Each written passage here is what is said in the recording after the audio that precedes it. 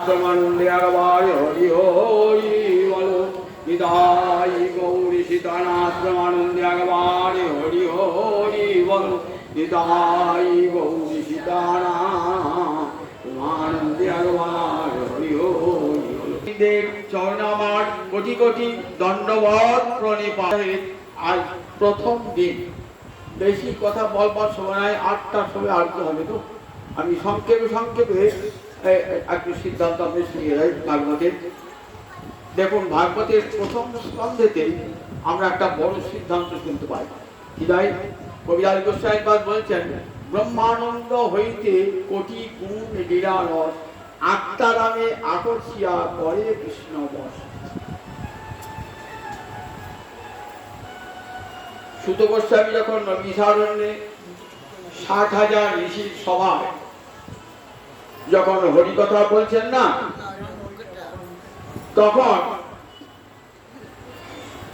ঋষিগণ জিজ্ঞাসা করছেন যে সুখদেব তো মায়ামুক্ত পুরুষ আত্মারাম, তিনি কেন পিতার কাছে আবার পুনরায় শ্রীমৎ ভাগবত অধ্যয়ন করতে এলেন? তার কোনো প্রয়োজন নাই, তথাপি এলেন কেন? তখন সুখদেব বলছেন, তখন সুত গোস্বামীপাদ বলছেন শোনো ঋষিগণ, কৃষ্ণ কথার এত মাধুর্য, ব্রহ্মানন্দে মগ্ন যে তাকেও আকর্ষণ করে নিয়ে আসে। আত্মা রামাশ্চ মুনয় নিমিগ্রন্থি পুরুক্রমে পূর্বন্ত অহরিতি ভক্তি তীর্থম ভূত গুণহরি। আত্মারাম কাকে বলে? আত্মাকে যারা রমণ করে, অর্থাৎ আত্মার আনন্দ যারা ভোগ করে তাদেরকে বলে আত্মারাম। এই কথাটা আমরা বুঝতে পারবো না, তার কারণ আমরা কি বুঝি? দেহের আরাম বুঝি। গ্রীষ্মকালের দিনে দরদর করে ঘামছে, ফ্যানটা খুলে নিলেন, দেহটা আরাম। খুব ক্ষুধা পেয়েছে, ক্ষুধার অন্ন সামনে পেলেন, খাদ্যবস্তু গ্রহণ করলেন, ইন্দ্রিয়ের আরাম হল, পাখার গায়ে লাগলে দেহের আরাম হল, চোখে একটা ভালো জিনিস দেখলেন, ইন্দ্রিয়ের আরাম হল,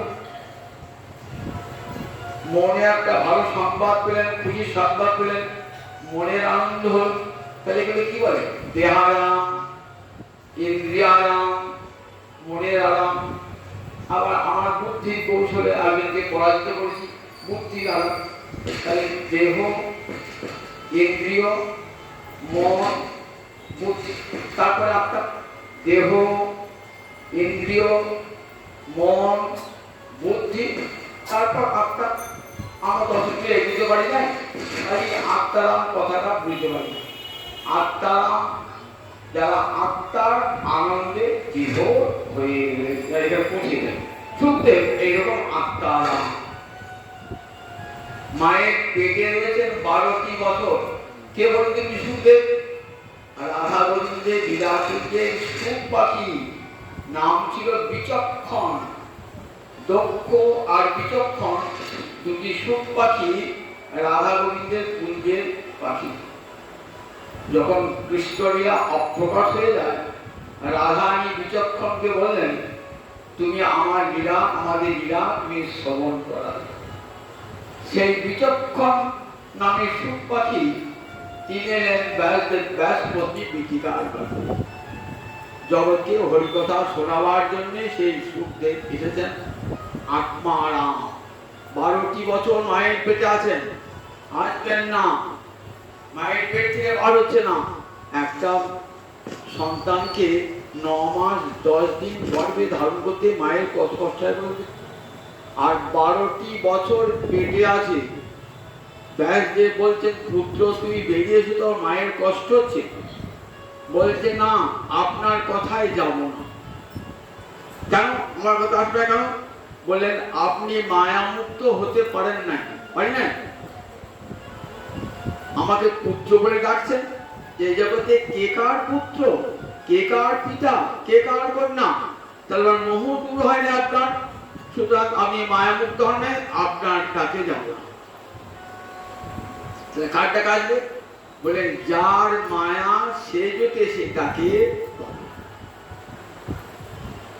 তখন দ্বারকা মন্দিরে কৃষ্ণ বিরাজমান, কৃষ্ণকে ডেকে নিলেন। কৃষ্ণ বললেন, ওই সন্তান তুমি ভূমিষ্ঠ হও। বলেছেন আপনি কে? বলেন আমি কৃষ্ণ। বেশ, তাহলে যাবো, কিন্তু আপনার কথা দিতে হবে আমি যখন জন্মাবো যেন মায়া, আপনার মায়া না থাকে পৃথিবীতে। বলেন তাই হবে। যখন ভূমিষ্ঠ হলেন, ভূমিষ্ঠ হয়ে মায়ামুক্ত হয়ে জন্মিয়েছেন, তো পিতা মাতাকে প্রণাম করে চলে আছেন। পুত্র পিতা ডাকছে ব্যাসদেব, এসো পুত্র, এসো পুত্র। কথাই শুনতে পেলেন না, কান দিয়ে ঢুকলোই না। চিৎকার করে ডাকছে, রে পুত্র, রে পুত্র বলে আছেন ব্যাসদেব পশ্চাৎ পশ্চাৎ। কোথায় মনের মধ্যে চলে গেল। ভাবলেন এই যে শ্রীমদ্ ভাগবত, যা আমি সচক্ষে লীলা দর্শন করে যে শ্রীমদ্ ভাগবত রচনা করেছি, সেই ভাগবত পড়াবেন বলেই তো সুখদেবকে আনা। সেই সুখদেবকে চলে গেল, তাহলে আমার চেষ্টা কি বৃথা হয়ে যাবে? কি করে ছেলেকে আনা যায়? তখন ভাগবতের শ্লোকটি বললেন, আত্মা রামাস্য পুরায় নির্গ্রন্থি কুরুক্রমে পূর্বন্ত অহৈতুকী ভক্তি ইত্তম্ভূত হই। সমস্ত প্রথম স্কন্ধের সার কথা কি? আত্মা রামাস্য, যারা আত্মারাম মুনি, যাদের হৃদয় গ্রন্থি ছিন্ন হয়ে গেছে। হৃদয় গ্রন্থি, দেহ আর আত্মা দুটো পৃথক, এটা আমি ভাবতে পারি না। দেহের কষ্ট হলে মনে করে আমার কষ্ট হচ্ছে। বলে দুটো কাপড় যদি পৃথক পৃথক থাকে, তাহলে একটা আগুন লাগতে পারে আর একটা পড়বার সম্ভাবনা নয়। কিন্তু যদি দুটো কাপড় বিটোনো থাকে একসঙ্গে, তাহলে এটা পড়লে ওটা পড়ে। তা বলছেন দেখো, দেহ আর আত্মাকে এমন করে মহামায়া সেলাই করে দিয়েছে, না কি সেলাই কি দিয়ে? মমতারূপ সেলাই দিয়ে সেলাই করে দিয়েছে, মমতারূপ সুতো দিয়ে সেলাই করে দিয়েছে। তাই দেহটাকে মনে হচ্ছে আমার, আমি দেহ নাই, কিন্তু মনে হচ্ছে। তাই দেহের কষ্ট হলে মনে হচ্ছে আমার, আমার কষ্ট হচ্ছে, কিন্তু দেহের কষ্ট আমার কোনো কষ্ট নয়। কিন্তু এইগুলো কি কখন হবে? আত্মারাম যারা তারা। সুখদেব যখন যাচ্ছে পরীক্ষিত সবাই গায়ে থুতু ফিরছে, ঘিন ছুটছে, গাল দিচ্ছে, হচ্ছে পাগল মাতাল মনে করছে। মাতাল মতন একবার বাঁ দিকে আবার ডান দিকে টলতে টলতে যাচ্ছে। কৃষ্ণ প্রেমে বিপরীত চিত্ত। তার জন্য সুখদেবে এতটুকু বুঝতে পারে না, কে আমাকে ঢিল মারলো, কে গায়ে থুতু দিল, কে নিন্দা শোনালো, আর দেহস্থিতি নাই তো, দেহস্থিতি নাই। তাহলে আত্মারাম এই পর্যায়ে দেহস্থিতি নাই, আত্মারাম আসছে মনে গ্রন্থি ভেদ হয়ে গেছে। নির্গ্রন্থ উরুক্রমে, উরুক্র মানে গোবিন্দের একটা নাম হলো উরুক্রম। ক্রম মানে পদবিক্ষেপ, উরু মানে বিশাল, বিশাল পদবিক্ষেপ। কখন দেখেছিলেন বিশাল পদক্ষেপ? যখন বলিতে কৃপা করতে গেছিলেন, তখন তিন লোকের তিনটে পা, মর্তে একটা পা, স্বর্গে একটা পা, আর গোটা পেট জুড়ে অন্তরিক্ষ হলো, নাভি থেকে আবার তার চরণ বার হলো। কোথায় রাখবো চরণ? তখন বলির শিরে চরণ দিয়েছিলেন। সেই গোবিন্দ একটা নাম উরুক্রম। উরু মানে বিশাল, ক্রম মানে পদবিক্ষেপ। এই বিশাল পদবিক্ষেপ গোবিন্দে অনুভব করে পূর্বন্তী অহৈতুকী ভক্তি। বলে যারা আত্মারাম, তারা অহৈতুকী ভক্তি করে থাকেন, অর্থাৎ তাদের কোনো প্রয়োজন নাই, তথাপি তারা কৃষ্ণ চরণে ভক্তি দান করেন। কেন? বলে তীর্থভূত গুণ হই, ভগবান শ্রীহরি এইরকমই গুণযুক্ত। এত তার মাধুর্য, যেমনি তার গুমাধুর্য, তেমনি তার লীলা মাধুর্য, তেমনি তার প্রেম মাধুর্য, তেমনি তার বেণু মাধুর্য। বাঁশি যখন বাজাবেন না, তখন কি মুনির মন টলে যায়। যে মুনি ধ্যান করেছেন, মুনিরও মানুষ টলে, মুনির মন ধ্যান। বাসুকি নাগের মাথা নড়ে ওঠে, যে বাসুকি নাগ পাতায় রয়েছেন। দেবতারা বিমান থেকে বিমানে আপন আপন পত্নীগণকে নিয়ে সেই গোবিন্দের বাঁশি বাজানোর দৃশ্য দর্শন করেন। দেব পত্নীগণ তাদের স্বামীর কোলে বিবশ হয়ে শুয়ে পড়েন।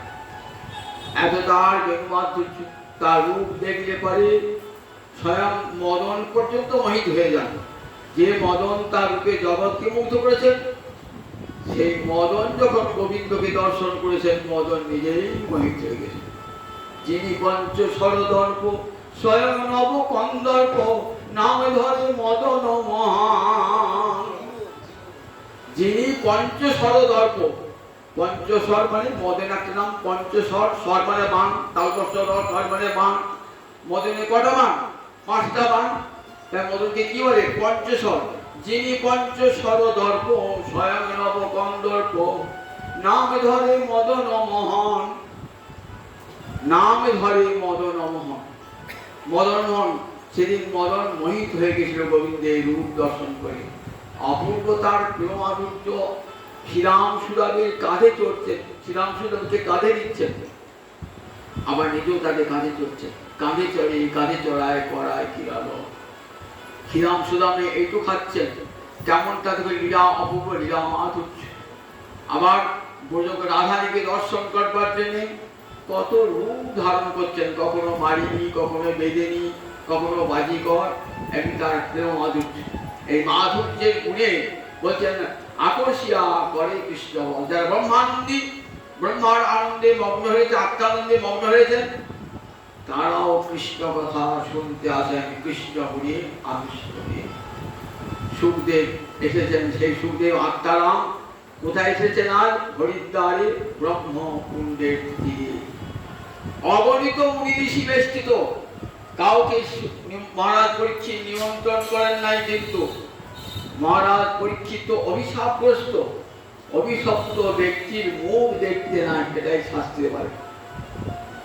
শাস্ত্রে বলে অভিশপ্ত ব্যক্তির নাম লিখো না, অভিশপ্ত ব্যক্তির মুখ দেখো না। মহাকবি কালিদাস তার মেঘদূত কাব্যের প্রথমেই বলেন কশ্চিৎ কান্তা বিরহ গুণা সাধিকার প্রবর্ত সাপিনাস্তং গমিত মহিমা বর্ষ ভক্তির ভক্তি যক্ষশ্চক্রে জনকতনে আশ্রাণ পূর্ণতকে সিদ্ধ ছায়া তরুষু বসতি রাম বিদ্যাসন। কশ্চিৎ যক্ষ বলেন, যক্ষের নাম করলেন না। যক্ষ প্রকার দেবতা গন্ধর্ব, নাম করলেন না। কেন নাম করলেন না? না, যক্ষ অভিশপ্ত। মহাকবি কালিদাস ভারতবর্ষের কবি, তো সেই রীতি মেনে নামটি বলতে পারে কশ্চিৎ যক্ষ, কোন এক যক্ষ। অথচ মহারাজ পরীক্ষিতকে দেখতে এসেছেন কারা? জগতে যারা শ্রেষ্ঠ মানুষ, কত ব্রহ্মর্ষি, কত রাজর্ষি, কত দেবর্ষি, কত সিদ্ধর্ষি সব এসেছেন। এসে গঙ্গার তীর আলোকিত করে বসেছেন। কেন এলেন? বললেন চলো আবার মহারাজ পরীক্ষিতকে দেখে আসি। কেন না, মহারাজ পরীক্ষিতকে রক্ষা করেছেন স্বয়ং গোবিন্দ মায়ের পেটে। যে দেহ গোবিন্দ রক্ষা করেছেন সুদর্শন চক্রের দ্বারা, সে দেহটা একবার দেখতেই হবে। আর তো দেখতে পাবো না, 7 দিন বাদে দেহ দেখতে পাবো না। চলো আমরা সবাই যাই। উত্তরা মায়ের পেটে যখন মহারাজ পরীক্ষিত, তখন অশ্বত্থামা ব্রহ্মাস্ত্র নিক্ষেপ করেছে। পাণ্ডব বংশের শেষ রাখবো না, শেষ বংশধর তাকে শেষ করবো। তখন উত্তরা এসে চরণে পড়েছেন গোবিন্দের। চরণে পড়ে কি বলছেন? পাহি পাহি মহাযোগী মামে গর্ভ নিপাত্যতাম। হে মহাযোগীশ্বর গোবিন্দ, আমাকে রক্ষা করো, আমার গর্ভস্থ সন্তান যেন বিনষ্ট না হয়। আমি বলি ক্ষতি নাই, কিন্তু আমার গর্ভস্থ সন্তানকে রক্ষা করো। কেন? সন্তানকে বাঁচানোর এত আকুলতা কেন? বলছেন আমি সাক্ষাৎ গোবিন্দের সেবা পাই নাই। কেন পাই নাই? তিনি আমার শ্বশুরের সখা, আমি বধূ, লজ্জাবশত সেবা করতে পারি না। তাই আত্মা বই জায়তে পুত্র, নিজের আত্মায় পুত্র হয়ে জন্মান। আমি তাই আমার পুত্র দ্বারে গোবিন্দ সেবা করব বলে আমি পুত্রের প্রাণ ভিক্ষা করেছি। ভগবান গীতায় বলেছেন, আটটি ঘরে যদি আমাকে কেউ ডাকে আমি তাকে রক্ষা করি। গীতায় বলেছেন তোমার 4 রকমের ভক্ত আছে, তার মধ্যে আর্ত একটা। আজও যদি আপনি 8টি ঘরে গোবিন্দকে ডাকেন, গোবিন্দ আপনাকে বিপদ থেকে উদ্ধার করে দেবেই। এই বিশ্বাসটা অন্তরে রাখতেই হবে। দেখবেন মা উত্তরা পরমা ভক্তিবতী করেছেন গোবিন্দ চরণে। গোবিন্দ মায়ের পেটে ঢুকে রক্ষা করলেন মহারাজ পরীক্ষিত। সেই মহারাজ পরীক্ষিত আজ বসেছেন কোথায়? হরিদ্বারে ব্রহ্মকুণ্ডের তীরে। চরণ ধুয়ে দিয়েছেন, সুখদেবের চরণ ধুয়ে দিয়েছেন, গঙ্গার জলে চরণ ধুয়ে দিয়েছেন।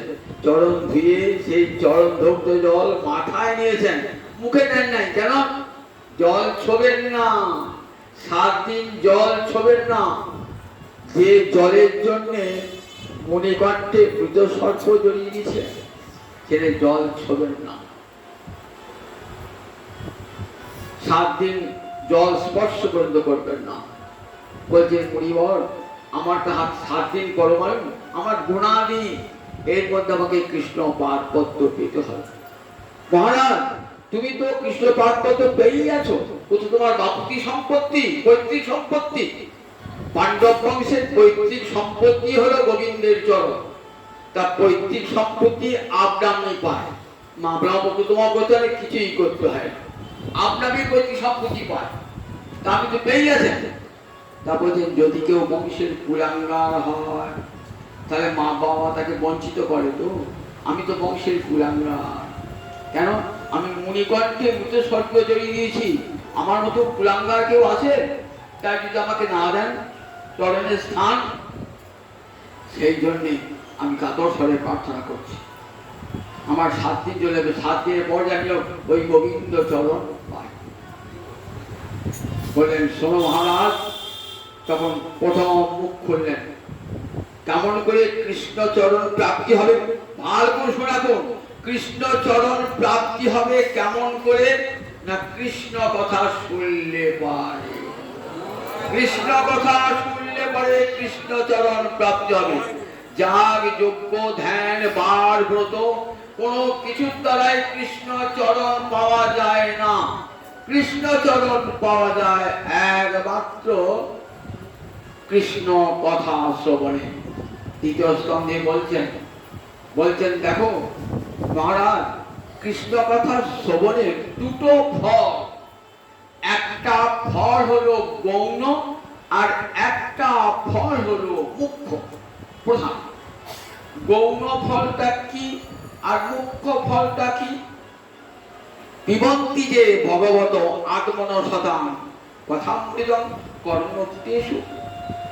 ভগবত কথামৃত, ভগবানের কথামৃত যারা কি দিয়ে পান করে? পিবন্তি মানে পান করে। তো পান করতে তো পাত্র চাই। তা হরি কথামৃত পান করবো কেমন করে? সুখদেব প্রসঙ্গ করে ব্যাসদেব প্রসঙ্গ করেছেন, পিবত ভাগবত রসমালম। পান করে খেতে। তা পান করবে কি করে? কর্ণ পুটেষু, 2টো কান দিয়েছেন ভগবান, পাত্র দিয়েছেন। এই কর্ণ পুটেষু সংযুত। এই শুনলে কি হবে? পুনন্তি বিষয় বিদুষিতা স্বয়ং। বিষয় চিন্তা করে করে আমাদের যে চিত্তটা দূষিত হয়ে গেছে, ময়লা লেগেছে, সেই ময়লাটা উঠে যাবে হরি কথা শুনতে শুনতে শুনতে। বহুদিন ব্যবহার করছেন তো একটা বাসনে এত ময়লা লেগেছে, কিছুতেই ময়লাটা উঠছে না। কত দামি দামি মাজন কিনে এনেছেন, কিছুতেই ময়লা উঠছে না। কিন্তু এক একটা এমন ময়লা আছে, এমন এক একটা মাজন আছে যে মাজন বেশি দামের নয়, কিন্তু জানতে হয় কৌশলটা।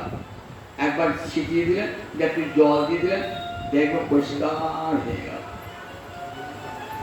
এই যে আমাদের চিত্তে মালিন্য এক জন্মে নয় কোটি কোটি জন্মের ময়লা স্তূপীকৃত হয়ে আছে। এই ময়লাটা যাবে কি করে? মহাপ্রভু শিক্ষার্থী বলেন চেত দর্পণ মার্জন। হরিনাম হরিকথা চিত্ত দর্পণকে মার্জিত করে দেয়, মানে মেজে দেয়। হরিকথা শুনছেন তো? বলে ছিটিয়ে দিলেন, ওই মাজনটা ছিটিয়ে দিলেন, গুঁড়ো মাজনটা ছিটিয়ে দিলেন। এবার ধুবেন কি দিয়ে? চোখের জল দিয়ে ধুয়ে দেন, হৃদয় পরিষ্কার নির্মল হয়ে গেল। গৌরাঙ্গের মধুর লীলা যারে কর্ণে প্রবেশিলাম, হৃদয় নির্মল হলো তার। গৌরাঙ্গের মধুর লীলা যারে কর্ণে প্রবেশিলাম, হৃদয় নির্মল হলো তার। হৃদয় নির্মল হয়ে গেল। তারপরে তবে দেখুন, যে প্রেম লাভ করতে কত কোটি কোটি জন্ম পেলেও প্রেম লাভ হয় না, কিন্তু সেই প্রেম লাভ হবে আমার গৌরাঙ্গ। যে গৌরাঙ্গের নামে হয় তারে হয় প্রেমোদয়, তারে মুই যাই বলিহার। যে গৌরাঙ্গের নাম একবার গৌর হরি বলে হাত দিলে বলে সঙ্গে সঙ্গে প্রেম লাভ হয়ে যাবে, প্রেম লাভ হয়ে যাবে। করিয়া কল্প শোনার শ্রীঅঙ্গ শিমুখ যে করে দর্শন, তার হয় পাপ ক্ষয় পায় প্রেম ধন। নামও করতে হবে না, একবার যে দর্শন করেছে শ্রীঅঙ্গ শিমুখ যে করে দর্শন, তার হয় পাপ ক্ষয় পায় প্রেম ধন। যে গৌরাঙ্গের নাম রয় তার হয় প্রেমোদয়, তারে মুই যাই বলিহার। তাহলে হরিনাম হরিকথা কতখানি মঙ্গলদায়ক। হরিকথা কানে শুনছেন? বলেন সুখকে বলছেন, সুখদেব বলছেন মহারাজ পুনন্তি বলে পবিত্র করে দেয়। বিষয় বিদূষিত আশয়, আশয় মানে হৃদয়, বিষয়ের দ্বারা বিশেষ রূপে যাদের চিত্ত দূষিত হয়েছে, এই হলো গৌণ ফল। গৌণ ফল আর মুখ্য ফল কি? ব্রজন্তি তৎচরণ সরোহান্তিক। ব্রজন্তি তৎচরণ সরোহান্তিক। সরোহ মানে পদ্মফুল, সরোহ মানে জলকে ভেদ করেছে বলে পদ্মাকে নাম সররূহ। চরণ সররূহ মানে চরণ কমল। ব্রজন্তি মানে চলে যায় কোথায়? গোবিন্দ চরণ কমলে চলে যায়। হরিকথার মুখ্য ফল, হরিকথা শ্রবণের গৌণ ফল হলো হৃদয়টা মেজে বসে পরিষ্কার করে দেয়। আর মুখ্য ফল হলো গোবিন্দ চরণে পাইয়ে দেয়। তাই 7 দিন তুমি গোবিন্দ চরণ গোবিন্দ কথা শ্রবণ করো। যাগ যজ্ঞ বার ব্রত কোনো কিছুর দ্বারা কৃষ্ণ চরণের প্রাপ্তি হবে না। 7 দিন বসে বসে কৃষ্ণ কথা শ্রবণ করো। তস্মাৎ ভারত সর্বাত্মা ভগবান হরি ঈশ্বর। দ্বিতীয় স্কন্ধে তস্মাৎ ভারত সর্বাত্মা ভগবান হরি ঈশ্বর। শ্রোতব্য কীর্তিতব্য স্মর্তব্য চেষ্টা ভয়। মহারাজ যদি অভয় ইচ্ছা করো, মুক্তি পেতে ইচ্ছা করো, যদি মৃত্যু ভয় থেকে মুক্তি পেতে ইচ্ছা করো, তাহলে তার কথা কানে পেতে শোনো। শ্রোতব্য কীর্তিতব্য তার কথা কীর্তন করো জিহ্বা দিয়ে। আর সর্তব্য মনে মনে স্মরণ করো। হরিকে কানে রাখো, হরিকে বচনে রাখো, হরিকে মনে রাখো। শ্রবণ কীর্তন স্মরণ। এবার কাকে শুনতে হবে? 3য় স্কন্ধ থেকে বলছেন কপিল দেবতী সংবাদ। 3য় স্কন্ধ থেকে বলছেন শতাং প্রসঙ্গান মম বীর্য সংগীত ভবন্তি হৃৎকণ্ড রসায়না কথা। তদ্দূষণাৎ আশু অপবর্গ বর্তনী শ্রদ্ধারতি ভক্তির অনুপ্রবিশ্যতি। 3য় স্কন্ধে বলছেন কার মুখে হরিকথা শুনবে? শতাং প্রসঙ্গ বলছেন মা কপিল কর্দম। এই শুনেন তো কর্দম ঋষির কথা। ব্রহ্মার পুত্র কর্দম, কর্দমের পত্নীর নাম দেবহূতি। এই কর্দম দেবতীর সন্তান কপিল ভগবান সত্যযুগে ভগবান কপির রূপে অবতীর্ণ হয়েছে। মাকে বলছেন, মা বলছেন আমার মুক্তি কেমন করে হবে, কেমন করে আমি সংসার সাগর পার হয়ে যাব? তখন মাকে বলছেন, মা বলছে আমি তো সাধন ভজন কিছুই জানি না, আমার শাস্ত্র পাঠ নাই, শৌচ নাই, আচার নাই, আমি কেমন করে সংসার সাগর পার হব? ভগবানের মা, তারপর সংসার সাগর পার হওয়া, আমরা সেই সংসার সাগর কাউকে পার হবো। তবু মায়ের অন্তরে এই এনে দিয়েছেন, কেন? মাকে বলবেন, মাকে তো খাঁটি কথা বলবেন, মাকে তো আজে বাজে কথা বলবেন না, আমরা সেই খাঁটি সংবাদটাই পেয়ে দেবো। বলছে মা তোমাকে কিছুই করতে হবে না, তুমি সাধুদের সভায় যাও, শতাং প্রসঙ্গ। শতাং প্রসঙ্গ মানে প্রকৃষ্ট সঙ্গ, এই উপসর্গটা অর্থ প্রকৃষ্ট, বলে সাধুদের সঙ্গটা হলো প্রকৃষ্ট, অর্থাৎ বিষয় সঙ্গে গেলেন কি কথা? ওই জমি জমার কথা, কত টাকা জমলো, কোনটা কোথায় সুদ বেশি হয়, এইসব চিন্তা। আপনার রোগীর কথা, আমার সুগার হয়েছে, আমার প্রেশার হয়েছে, ওই নিয়ে জীবন কাটিয়ে দিল। একটা হরি কথা বললো, মুখ দিয়ে কোনোদিন বার হলো না। দুজন বন্ধু বললো রিটায়ার হয়েছে, কত ভালো রে, পেনশনটা কত ভালো ভালো করতো, তো ছেলেটা তোকে দেখে তো ভালো করে, তোর বউটাকে ভালো দেখে তো, মেয়েটা ভালো লাগে, বিয়ে হয়েছে তো না, ব্যবসার গল্প না, গ্রামে চাষবাসের গল্প, তোর জমিতে তো আলু হয়েছে রে, তোর জমিতে বেগুন লাগিয়েছি, কেমন বেগুন খরচ হলো, তোর সারটা দিবি। হরি কথা না মুখে, সারাটা জীবন পুরো হয়ে থুত্তু করে কাঁপছে, তথাপি মুখে হরি কথা কৃষ্ণ কথা নাই। জীবনটা শুধু আসলে খাবার জন্যে প্রাণ ত্যাগ করবার, আর কোনো কথাই না, যেন ওই সারানোর কথাই না। আর বলছে আমার রোগ হয়েছে, সুগার হয়েছে, প্রেশার তো হবেই, তো একদিন তো মরতেই হবে, সুগার হোক, প্রেশার হোক, যাই হোক, তার জন্য 5 জনের শোনাবো কেন? হরি কথা শোনো, সব রোগ দূর হবে, সব অমঙ্গল, সব অকল্যাণ চলে যাবে। তাই বলে দেখো, সাধুদের সঙ্গে সাধুরা জানেন এক মুহূর্ত ব্যয় করবেন অন্য কথা, তারা জানেন জীবন ক্ষণস্থায়ী, এই আছে এই নাই, নিঃশ্বাসী নহে বিশ্বাস ও গদাবিদ্ধ ভবিষ্যতি, এই আপনি আমার প্রাণটা চলে যাবে। যেন কৃষ্ণ কথা বলে যায়, গোনা আমাদের প্রত্যেকেই তো গোনা দিন। পরীক্ষিত 7 দিন ছিল, আমাদের 7 দিন আছে, বলতে পারেন কেউ 7 দিন বেঁচে থাকবো, কাল বেঁচে থাকবো কেউ বলতে পারেন, পরশু বেঁচে থাকবো বলতে পারেন, যে কোনো মুহূর্তে মৃত্যু হতে পারে, যে কোনো মুহূর্তে। তাহলে পরীক্ষিত 7 দিনের মধ্যে কিন্তু মৃত্যু হবে না, আমাদের কিন্তু 7 সেকেন্ডে মৃত্যু হতে পারে। তাহলে সবাই আমাদের গোনা দিন, আমাদের এক মুহূর্ত যেন নষ্ট না হয়। এই যে দুর্লভ মানব জন্ম, ভগবানের করুণা দান, নির্ধমাত্মং সুলভম সুদুর্লভম, ভগবানের করুণা দান। এই দেহটা কোনো মতে নষ্ট হয়ে গেল, আবার কোথায় কি জন্ম, কুকুর হয়ে জন্মবো না বিড়াল হয়ে জন্মবো জানি না, কত ফলে কি লেখা আছে। মানব জন্ম পেয়েছি, একবার সুযোগ পেয়েছি, সুযোগ জীবনে একবারই আসে, এই সুযোগকে কখনো হাত ছাড়া করতে না। পরের জন্ম করবো, পরের জন্মে মানুষ হবে, কে বলেছে?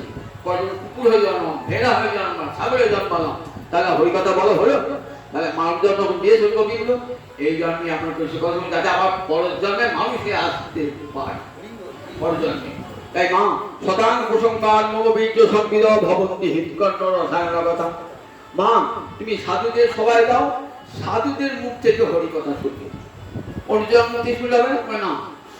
কেন সাধুদের মুখে শুনতে হবে? বই পড়িতে হবে না, সাধুদের মুখে শুনবে, সাধুদের নিজের অনুভূতি মেশানো থাকে তার সঙ্গে, সাধুদের হৃদয়ের অনুভূতি মেশানো থাকে, সে কথার মূল্য অনেক। সুমুখে ব্যাস মুখে হরিকথা, নারদের মুখে হরিকথা, তার অনেক মূল্য। তারা নিজে আস্বাদন করছেন, সেই আস্বাদনটা আবার যারা শুনবেন তাদের মধ্যে সে আস্বাদনটা কুয়াশাটা জাগিয়ে দেন। বলে কিরকম দেখুন, আমরা বট গাছ দেখেছেন তো, লাল লাল ফল বট গাছের মতো পড়ে থাকে, আবার ফলটা ভাঙে, কত বীজ পাবেন বলতে। আচ্ছা ওইগুলো যে বীজগুলো যে গাছ হতো, তো পৃথিবীতে মানুষ বাস করার জায়গা হতো, কত বট গাছের বীজ বলুন দেখি, কিন্তু হয় না। পাখিতে যে খাবে দিয়ে, বা পাখি দিয়ে হয়তো দেখে আমরা দালানে কার্নিশে দিয়ে পাখিতে যে বীজটা ত্যাগ করেছে, সেখান থেকে হয়ে গেল বট গাছ হয়ে গেল। সেখানে তো মাটি নাই, জল হাওয়া বলে মাটি তো নাই, প্রধান উপকরণটা নাই, তথাপি হয়ে গেল। বলে দেখো ঠিক তেমনি হরিকথা কেমন না, হরিকথা সাধুরা আস্বাদন করছেন তো, এবার সাধুদের মুখ দিয়ে যখন হরিকথা পার হবে, তখন তার আলাদা অনুভূতি, আলাদা স্বাদ। হৃদকর্ণ রসায়ন না, রসায়ন এক কথা ওষুধ। একদিন কবিরাজিরা রসায়ন দিত, আমলকি রসায়ন, মৃত সঞ্জীবনী রসায়ন। এই রসায়ন নাকি ওষুধ বটে আবার পথ্য বটে, ওষুধ বটে আবার পথ্য বটে রসায়ন। তা বলে হরি কথা কেমন রসায়ন? রসায়ন থেকে কি হয়? আমরা যে একটু রোগ আছে না, আপনার সেরে যাবে, আর যে দুর্বলতা সে দূর হয়ে যাবে। আমাদের একটা দুর্বলতা আছে, কানের দুর্বলতা আছে। কানের দুর্বলতা কি না, আমাদের বিষয় কথা শুনতে ভালো লাগে, কৃষ্ণ কথা শুনতে মোটেই ভালো লাগে না। বিশেষ করে আমাদের আমার যদি কেউ প্রশংসা করে কান খারাপ করে দিই, পরে যদি নিন্দা শুনি কান খারাপ করে দিই। এই যে আমাদের কানের রোগ, এই যে কানের রোগ। আবার দুর্গতে কিরকম, শুনতে শুনতে খানিক শুনছি তো আর ভালো লাগে বাবা, এই পাটা থামালেই হয় বাবা, আমার লাগছে ভালো লাগে। এবারে এই দুর্বলতা, ওই হরি কথা শুনুন, শুনতে শুনতে কানের রোগটাও সেরে যাবে, আবার কানের যে দুর্বলতা ওটাও সেরে, মানে সারা চোখ না কেন কৃষ্ণ কথা, সারা মুনি ঋষা সেরেছেন তো 7 দিন 7 রাত বসে বসে, একবার তো ওঠেন নাই তারা আহার নিদ্রা পরিত্যাগ করে, শুনতে শুনতে মনের একটা রোগ আছে, বেশি করে কৃষ্ণ কথা চিন্তা করতে পারি না, মনে অন্য চিন্তা এসে পারে। বলে হরি কথা শোনো, শুনছে দেখো মনে হরি কথা, মনের এই রোগটা দূর হয়ে যাবে। আবার আমি অন্য সময় অন্য চিন্তা করতাম তো, সে তো আমার দুর্বলতা। বললেন এই হৃদকর্ণ রসায়ন কৃষ্ণ কথা শ্রবণ করতে করতে কি হবে, আমার দুর্বলতাও দূর হয়ে যাবে। রসায়ন যেমন দুটোই দূর হয়, রোগও দূর হয়, আবার রোগীর দুর্বলতাও দূর হয়ে যায়, ঠিক তেমনি আমার মন আর অন্য কোনো চিন্তা করতে পারবে না, মনের দুর্বলতা সেরে যাবে। তাই বলে শতাং প্রসঙ্গান মমবীর্য সংবিদ ভবতি হৃদকর্ণ রসায়ন তৎসনা আশু অপবর্গবর্তনী শ্রদ্ধারতি ভক্তি অনুকরিষ্যতি।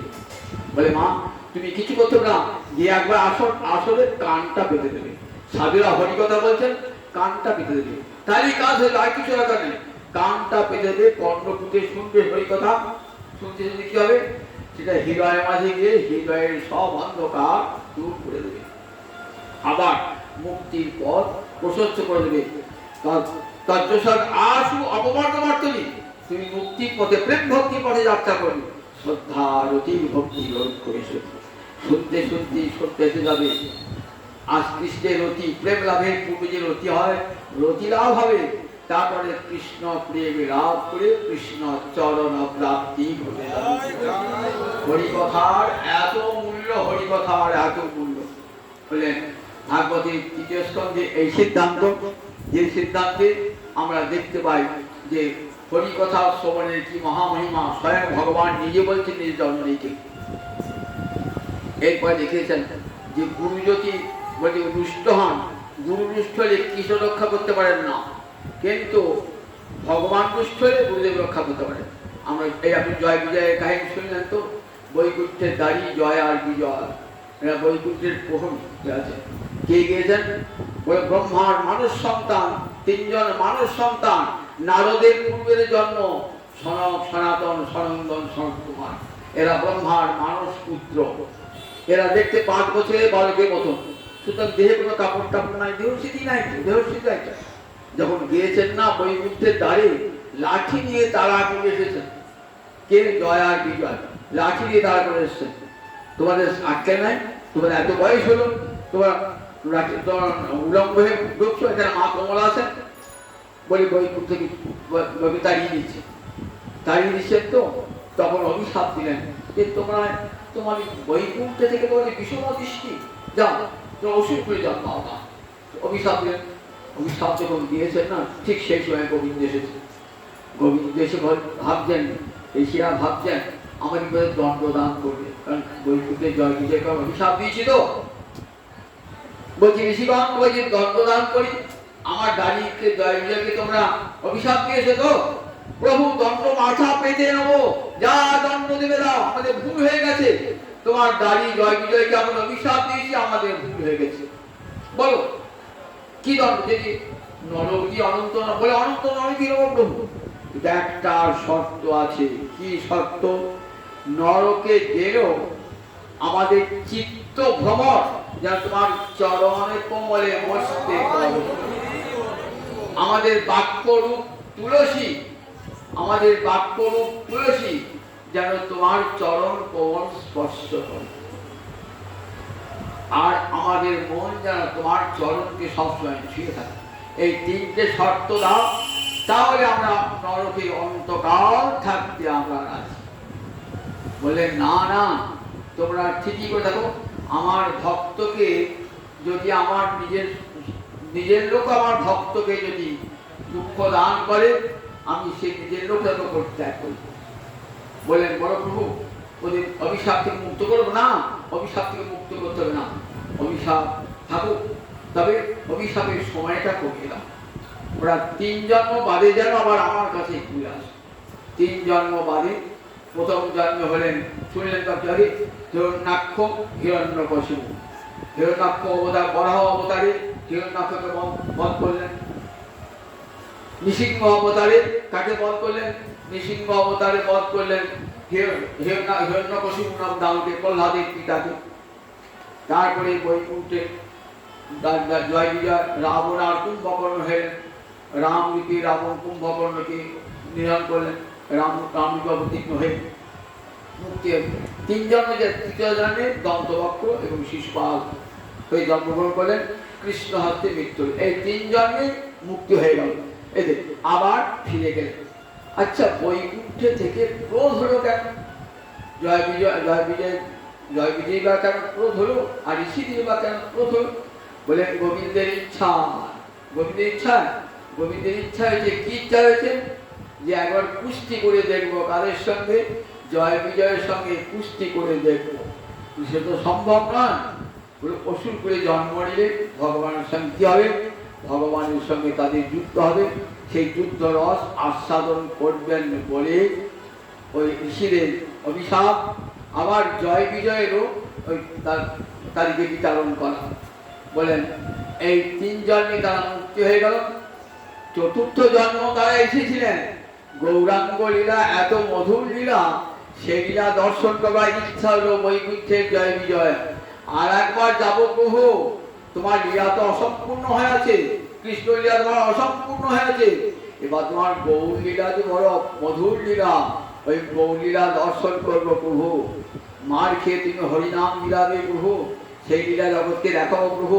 তার জন্য আমরা আবার যাব। তারা কে হলেন? জগাই আর মাধাই হইলেন। বৈকুণ্ঠের জয় আর বিজয় দেখুন, আবার তারা জগাই মাধব হলেন। এমনি করে 3 জন্ম বাদে মুক্তি হয়ে গেল। 4র্থ জন্মে গৌর লীলা দর্শন করে জীবন সার্থক হয়ে গেল, তাদের আবার মুক্তি পেয়ে গেল। 3য় স্কন্ধ পর্যন্ত এমনি করে ভগবান শ্রীহরির কথা, অমৃতময়ী কথা শ্রবণ করাচ্ছেন। শ্রীমদ্ ভাগবতের 12টা স্কন্ধ, 18,000 শ্লোক। 12টা স্কন্ধের প্রথম এবং দ্বিতীয় ভগবানের শ্রীচরণ, 3য় এবং 4র্থ ভগবানের 2 উরু, 5ম ভগবানের নাভি, 6ষ্ঠ ভগবানের বক্ষ, 7ম 8ম ভগবানের 2 বাহু, 9ম ভগবানের কণ্ঠ, 10ম ভগবানের মুখারবিন্দ, আর 11 ভগবানের ললাট, 12 ভগবানের মস্তক। বলছেন লেখায় দেখবেন তো, ভক্তিশাস্ত্র ভাগবত সার করো অবিরত, চতুর্বেদ দধি ভাগবত নবনীত, মথিলেন সুখ খাইলেন পরীক্ষিত। আমাদের ফ্লেক্সে লেখা দেখবেন যে বৃন্দাবন দাস ঠাকুর বলছেন, বৃন্দাবন দাস, যে ভাগবত কেমন? 4 বেদ হলো দই দুধ, 4 আর ভাগবত হল নবনী। কে নবনী মন্থন করেছেন? সুখদেব মন্থন করেছেন। আর সেই অমৃত নবনী পান করেছেন কে? বলেন মহারাজ পরীক্ষিত পান করেছেন। আসুন আমরা সবাই 7 দিন ধরে সেই নবনী পান করি, রাধা মাধবী লীলা কথা শ্রবণ করি, ভাগবত কথা শ্রবণ করি, জীবন ধন্য হোক, সার্থক হোক। আপনার সকলকে আসবেন, তাহলে একটু বলার সুযোগ পাবো। 7 দিন তো সব ভাগবত বলা হয় না। আমাদের দেশ তো বাংলাদেশে প্রতিটি শ্লোক ধরেছে আস্বাদন করার গোসাই পদ রেখেছে। এই হিন্দি ভাষাভাষী এলাকায় 7 দিন কেবল কাহিনী বলে যায়, কাহিনী বলে যায়, তাতে ভাগবতের আস্বাদন হয় না। ভাগবতের প্রতিটি শ্লোক কত মধুমন। যেমন 8টাকে মেশিনে যে আপনি পেশেন গড় রস ভরা, যদি 1-1 শ্লোকে এত মাধুর্য না, আর গোস্বামী পাঠ আস্বাদন করছে, সেগুলি শোনাতে গেলে বলে না আমার ছেলে 7 জন্ম লাগবে, 7 জন্মই লাগবে, তবে শোনা যাবে। ওই সামান্য 7 দিনে শোনা যায় না, 7 দিনের কাহিনীটা শোনা যায়, যাক 7 দিন খানিকটা শুনে আনন্দ পান। আমরা আসুন জয় নিতাই, আপনারা রাধে কৃষ্ণ গোবিন্দ জয় জয় রাধে কৃষ্ণ গোবিন্দ জয় জয় শ্যাম সুন্দর বৃন্দাবন চন্দ্র জয় জয় শ্যাম